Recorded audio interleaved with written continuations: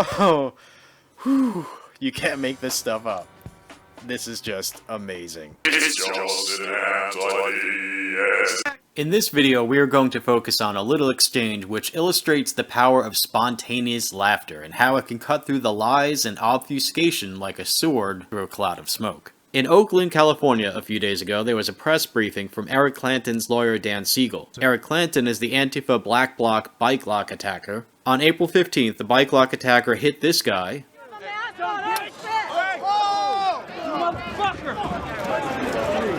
Oh shit, he's bleeding. Yo. Hey, man, he's bleeding. Hard. And allegedly hit a few others that day. 4chan revealed his alleged identity, and they made a rather strong case that the bike lock attacker is a one Eric Clanton, a far-left college professor of, among other things, ethics. Excuse me while I vomit. So at this press briefing, Eric Clanton's scumbag lawyer Dan Siegel shows some of his cards. And when he does show his cards, I think we see an indication of what his defense will be. It will be something like this. Eric Clanton is not really guilty because the people he hit are guilty of taking part in a fascist, racist, neo-Nazi KKK rally, terrorizing the citizens of Berkeley. If you've seen episode 1 and or 3 of my series, Who Does Antifa Actually Attack?, you are probably fairly confident that there were no KKK flags being flown at that rally that day. The rally people were not even allowed to have flags at the rally. They had some flags outside the rally, but we're talking American flags, a Don't Tread on Me flag, and the Kekistani flag. Which, if you know anything about Kekistani, is simply a joke on people who are so paranoid that they think there are neo-Nazis everywhere. From dozens of cameras of video of that event, I would be very surprised if there were any KKK flags at or near the rally. But you know, professional liars don't care about truth. So listen to this predictable and yet shockingly dishonest narrative that this rat in a suit tries to weave for the media, and listen to the reaction of the people there. Dan, this case is drawing a lot of emotions as we clearly see and experience right now. What do you make of the fact that there are a lot of folks who are angry about the fact that whether it's your client or not, someone used a U-lock and basically bashed his head, could have killed someone? What do you make of the emotions from this case? Well, you know, there are a lot of emotions here, and what occurred in Berkeley is very unusual, given the history of Berkeley and the people who live in this community, right? We understand that there are a lot of people who came to Berkeley, members of right-wing organizations, hate groups, people who fly the KKK flag as they did outside of the courthouse this morning to stir things up. And, Really? That was a Kekistan flag? I got trolls. Really trolls. There was my flag too, from an Asian guy.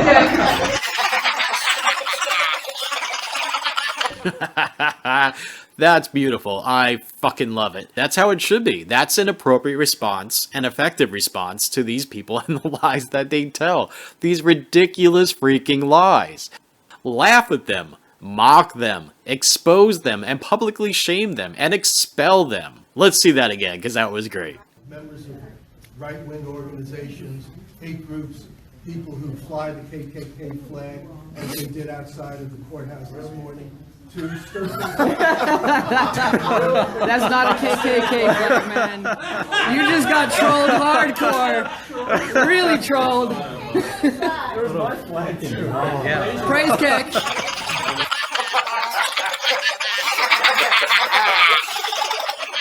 This time, focus on the rat's facial expression while he's being laughed at. I got trolls. Really trolls. There was my flag too, from an Asian guy. His instinct was to laugh with them, but he repressed it. He started to laugh because he knows his narrative is utter bullshit. It's ridiculous, and he knows it. He's being laughed at, and because he knows his story is ridiculous, his instinct is to distance himself from that story and to laugh along with the rest of the people. Ha ha ha, don't laugh at me, laugh at it. See, it's not me, I'm laughing too. I'm one of you. But he also knows that he can't do that, so he represses the laugh. But only so much, as we can see. Now, if this lawyer had any sense, after hearing the reaction, the spontaneous laughter at the ridiculous narrative that he apparently is going to be using in the defense, if he had any sense, he would think to himself, okay, wait, that's not going to fly. You know, I better change the defense to something else. But I don't know. I think that's how it's going to be played out. It's going to be, those people, well, they kind of deserved it for being Nazis, so therefore my client's not all that guilty, Your Honor. If he had any sense, and this would be really interesting, if this attorney decided to go with the, you know, Your Honor, my client is clearly paranoid because he's calling people who are clearly not Nazis, Nazis, and he attacked these people because he said they're Nazis, but if we look at the actual evidence, it's clear that they're not Nazis, so therefore my client's insane. That would be interesting. Because then it would be, well, basically to some extent, it would verify or validate what a lot of us already know, which is that these people are just fucking insane. They're nuts. So it'd be interesting to see what defense they're going to go with. Tabitha and I have been saying this for a long time now. In this struggle, laughter is one of our best weapons. Laugh at these people. As you may have seen in my earlier video called Accused of White Supremacy and Assaulted, Confronting Antifa at the General Strike Against Trump, at that rally, someone was trying to voice this new narrative coming from the far left, that Martin Luther King Jr. condoned riots rather than condemned them. A lie that I disproved in my video called Where Did Martin Luther King Jr. Stand on Riots? And when this person tries to use that narrative, this new lie coming from the far left on me, I just burst out laughing, and he immediately knew that it was not going to work on me. Oh, I wish you could have seen this guy's fucking face. But he wouldn't talk to me on camera, so I only recorded our voices, but he was not happy when I laughed at him, and immediately, you could just see it on his face, it's just, oh, that's it. His ruse is over, it's not going to work anymore. And that was not the only time that day at that rally that I dispelled someone's smoke cloud of obfuscation with just the sharp edge of my laughter. So again, these people's laughable narratives should be laughed at. It feels good to laugh, it cuts through lies, and it hurts their feelings. So laugh. Laugh at them. Okay, hold on. Okay, I'm sorry. I said we would just focus on that one exchange, but there's just so much goodness to go. We're just going to have to get into all the ownage. Watch this guy get owned over and over again. My name is Dan Siegel, S-I-E-G-E-L, and I represent Eric Clanton.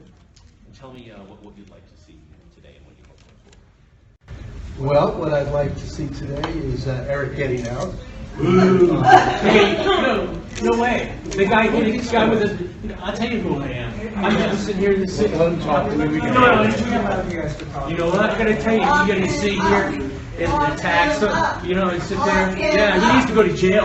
He needs to learn his lessons of behind his dad and his... Okay, I want you to notice this man walking into the frame here. See the top of his head? Just pay attention to him. He's going to sit down on the bench behind that guy. Notice he walks in just as the guy is raising his voice. Money, this political influence, and you know what? You don't have a place here. You're not welcome. I'm not welcome. No, you're not welcome. So why don't you take off? This is my town. No, yeah, it's your town. What you're saying, sure, it's our town too. You know why? Because I was a veteran and I defended it. And that includes here. That includes here. And are you trying to tell me that a veteran doesn't have ownership in this town? Yes. Because, oh really? Yes. Because, oh really? Yes. Because, oh really? Yeah, well, that's what you're full of. I'm sorry. And you know that you're not right. Yeah.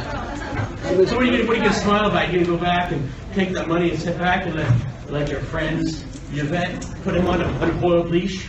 Because that's where he is right now. He's hurting the people around her, and that includes your friend Eric. And he's not our friend. You know why? Because he decided to take a simple blank lock and turn it into a deadly weapon and injure somebody that was out there for free speech. Oh, you just got owned, motherfucker. Okay, at this point, Dan Siegel looks over to the guy at the bench that I pointed out a few moments earlier, and he asks him to call somebody. Is that Jose Luis of BAMN? Whoever he is, it seems that these two know each other. When Dan Siegel needs help, he looks over at that guy. The guy gives him a reassuring smile. So is that Jose Luis of BAMN? And if so, what the fuck is going on here? That's something to investigate. Somebody that was out there for free speech. The sheriffs, I think. No, you don't have to call the sheriff. I have free speech. You're not going to to be here. You can handle I'm sitting it. here to speak. So you can say when you try to threaten me, oh, this is my town. This is my town too, buddy. It's freedom of speech, and that's Yeah, you what don't it's like all all about. here. But you know what I don't have right here? I'm not slinging a metal pipe block from the back row because I'm too much of a coward to be in the front row. And that's not right. So I got as much right to be here and speak as you have the right to be here and speak. Right. Oh, he gets owned again. Now, you gotta hear this part. This is so amazing. You may recognize the man in the back there, Marco. I won't say his last name because I'll butcher it. You may remember him from my series, Who Does Antifa Actually Attack? Listen to what he says to the lawyer and how the lawyer responds. Do I look like the KKK out? I don't know, are you? How childish and how lacking of any sort of charity. What an asshole. And that's what we're dealing with, folks. These people are just like, you're a Nazi. I'm going to call you a Nazi. If you don't agree with me, I'm going to call you Nazi. I'm going to call you Nazi. Are you Nazi? I don't know. Are you Nazi? It's a Hispanic man. It just shows you that you could be very fucking stupid and still be a lawyer. And childish as hell. Fuck these fucking people. These fucking people. Oh, I'm gonna call you racist. I'm gonna call you racist, because that's the implication behind all this. I'm gonna call you racist. If you challenge me, I'm gonna call you racist. I'm gonna call you racist. Well, fuck you. You small-minded, childish little contemptuous worm. You should have some fucking shame talking to a person like that. That's a human being, and you're like, oh, I'm gonna tar and feather you. I'm gonna tar and feather you. Fuck you. You know what? How about this? How about we have a campaign to expose and expel you from civil society? To just shame you into somebody's basement. Fuck you. You know what? That's what we should do. This guy has a career doing this sort of thing. He chooses this sort of thing on purpose because it goes along with his political leanings. And we can see already, that's going to be his stubborn defense of Eric Clanton. They're racist. Everybody's racist. If you're against me, you're racist. Are you going to question me? You're racist. It's not going to work. But here's the thing. They're just so committed to their fucked up ideology that they will shoot themselves in the foot. I'm a member of this community. I've been part of the progressive political movement in Oakland, Berkeley area since I got here in 1967. Progressive or regressive? Whoa! And another verbal knockdown. Progressive or regressive? Members of my team and my law firm to take on cases. Are you part of Antifa? You just got knocked the fuck out, motherfucker. To take on cases and to proceed in order to protect the rights of people. Do you do that by calling everybody racist? To Labeling us?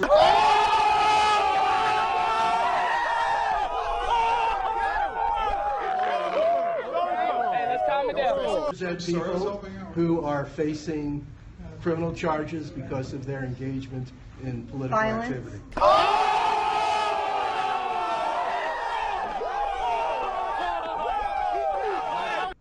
What is the name of your law I think firm? what we really want to know is that if your client goes to jail, will this be the first time he moves out of his parents' house?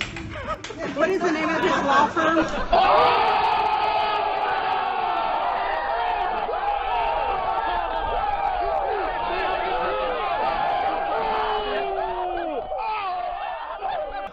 What is the name of your law firm? Sir, can you tell us the name of your law firm? Yes, my law firm is called Siegel and Yee. Y-E-E. Thank you. Oh, crap, really? That's right. History just told us that we were part of the KKK. And look at all the diversity. You have no right to throw that around. Look at the KKK guys. Look at this is all of us. It's insane. We're doctors, lawyers, parents. Yeah, let's do the Roman We're just salute. Americans. We're not KKK. You didn't see a KKK thing out there. No. You saw a KKK. This is what happens. You think you can just shut normal, What is average human. that? What is that flag? Obviously, you don't know you're going to see it called KKK. We're just parents. What is it? Praise Keck. So this guy's like, oh, what's that? Well, maybe you should have figured that out before you accuse people of flying a KKK flag, you asshole. Praise Keck. You doesn't have to find out what it is. Pepe. So what I'm saying right now is we're not part of the KKK. We're just average citizens here. And you just come out here and start throwing these racial slurs around. It's ridiculous. And we're not going to be quiet anymore. And you know what? That woman's right. We, as in people who oppose you, are not going to be quiet anymore. People who stand up for freedom and liberty and equality, we're just not going to be quiet. These people like to say, well, you can't just get away with saying anything in public. There are repercussions. Yeah, for what you actually say, sure, yes, repercussions exist. And we're going to teach you that repercussions exist for going around slandering and just lying about people. You won't get away with it. We'll see to it. And we won't be quiet. We're not going to be quiet anymore. We're done. We're taking back our country and getting back our free speech and we're going to be at every one of his hearings. We're going to be there when he gets sentenced. Well, they were. Can I ask how many teachers are Antifa and work in the Bay Area School District? Because I have kids there and I'm very concerned. I think a lot of parents would be concerned. Yeah, Marxist indoctrination is pretty scary, dude. If you don't like your children's teachers, you should move them to another school and another class.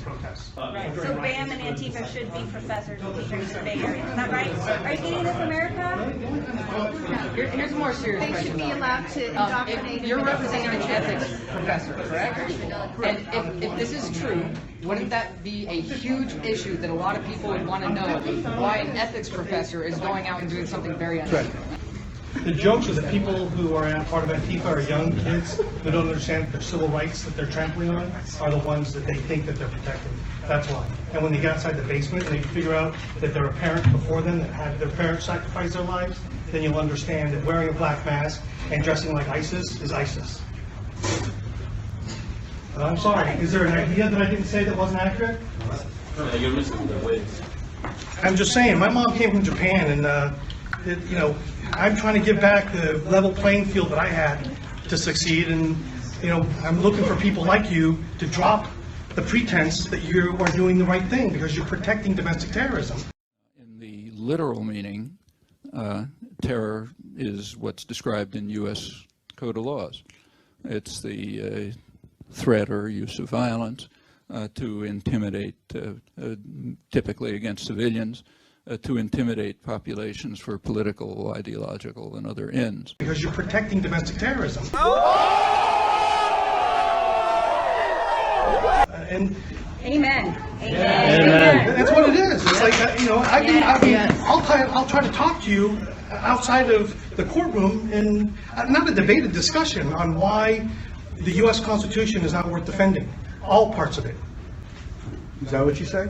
Yeah, that's what I say. Right of free speech. We had a Patriot rally on March 4th and March 15th, or April 15th, where people were attacked. We were set up by Berkeley police in a fish in a barrel situation, and we had to drive them out. And an ethics professor, we had to fight evil losers that you're representing.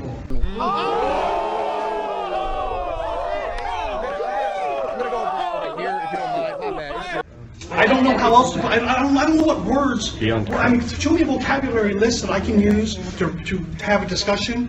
Because apparently my connotation of freedom is yours of enslavement. And so I'm like, okay, well, how do we have the right vocabulary to exchange information? That's why I'm asking you. Well, as this a lawyer. is the guy to ask. If No, but he's sat there and just told us that we were part of the KKK. Look at all the diversity. Oh, I love how all these independent thinkers, just people acting on their own, are just owning this asshole over and over again and using reason and logic and making this guy just seem so small, so ignorant, so regressive. Ridiculous. And we're not going to be quiet anymore. We're done. We're taking back our country and getting back our free speech. Who was standing there on his kneeling, praying for peace. You're trying to create dialogue. With a bike lock by your client. You look beat up, man. I came out here to stand up for Trump, for free speech, stand against liberal intolerance. One of the fascist left anarchists took one of my hat, so I went into the crowd of them. I got hit in the side of the head. I got hit in the head with 2 sticks, and I still stood there just to stand up. I didn't hit him back. We don't have to hit him back, but it's time for Americans to stand up. It's time for us to stand up against this nonsense. They're the racists. They're the sexists. They're the bigots. They lose, and this is what they do. They come at you with sticks from behind. They put masks on their face. Stand up, America. It's time for you to stand up for freedom. I don't support everything Trump does. I don't think he's a perfect person. But I stand against this. And your response to that is that online you've seen a lot of racist and hate speech? Yeah, I was looking online. What do you know about online? People who are part of your movement suggesting that But check us lives out. would be murdered by the Aryan Brotherhood. Oh! So free speech is different than action. None of us have done anything to anyone. We've been assaulted, we've been victimized while trying to represent ourselves. I was attacked at Milo, I was assaulted by people when police backed down, didn't do their job. I was attacked by 4 people. I went to the ground where my head nearly got smashed into the concrete on the steps of Sproul Plaza. I had to fight my way back up and barely made it out of there alive. And so the continued violent assaults, the continued escalation, and not just rhetoric, which is one thing, but action, assault with a deadly weapon, grievous bodily harm. These are concerns, and these are what kicked off the original American Revolution, if you will go back to the Boston Massacre. These are problems. Civil society doesn't exist when people are assaulted for exercising speech without action. How can you even begin to conflate speech that might be hateful, that might be mean, versus actual physical assault? Oh, poor you. How does that make you feel? We can sit here and say the word rape all day. It doesn't make rape happen. So, I mean, is that part of hate speech? I probably disagree with you. So, I mean, we could chant rape here, and we could probably do it for 30 minutes, and I can guarantee you no rape's going to occur. So, I would be willing to make a bet on that. Do you want to revise Brandenburg v. Ohio? What are your feelings on Brandenburg v. Ohio and free speech and hate speech? I'd love to hear it. Would you support the ACLU protecting Nazis marching through Skokie, Illinois? Well, maybe we should have a forum and discuss things. I'd be happy to have that. I'd be happy to have an open dialogue. I like to think of myself as reasonable. I like to think I listen. I like to think I read. I'm happy to read. I'm happy to read case laws. I'm happy to read incidents. I'm happy to read victim impact reports, including my own that I can share. But this doesn't happen because anytime there tries to be an open exchange of ideas, the open minds are people with open head wounds, and open minds and open head wounds do not mix.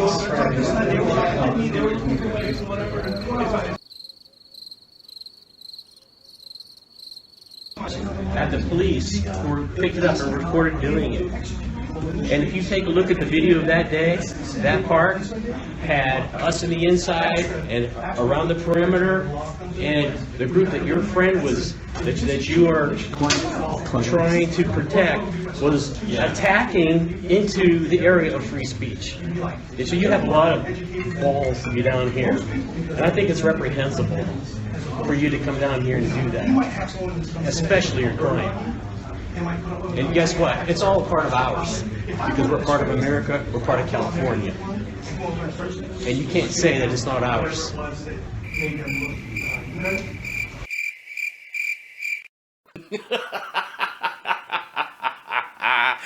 can't keep calling us Nazi, you can't keep us white supremacists. Obviously, I'm not a white supremacist, but you can't keep calling us that just to shut down dialogue. Yeah, you destroyed him, dude. That guy's a cuck. He had no idea what he was doing. Well, he was called in for the indefensible. Yeah. I mean, it was his choice to take the indefensible. But seriously, if one of you guys could come up with a strategy on how to defend someone that bike logs, a guy who's on his knees for peace, you deserve to be a lawyer, because that's indefensible. Like, that's disgusting. They're trying to change history. They're trying to change case law history. They're trying to change the law because they don't like what it says. That's just what I had to add. Smart guy. Smart man. Well, regressive left, expect more and more and more of this in the future. This is just the beginning. You will be the laughing stock for some time to come, motherfuckers. And all these stupid things that you got away with saying inside your echo chamber will be released to the world, where we will just laugh you away. Go away in shame. Ignorant little small-minded, selfish, hateful little monsters. Bye-bye. Bye-bye. One more thing, folks. After this video, I'm going to put out another video where Tabitha and I just sort of discuss off-script this video and Eric Clanton, the bike lock attacker. So stay tuned for that.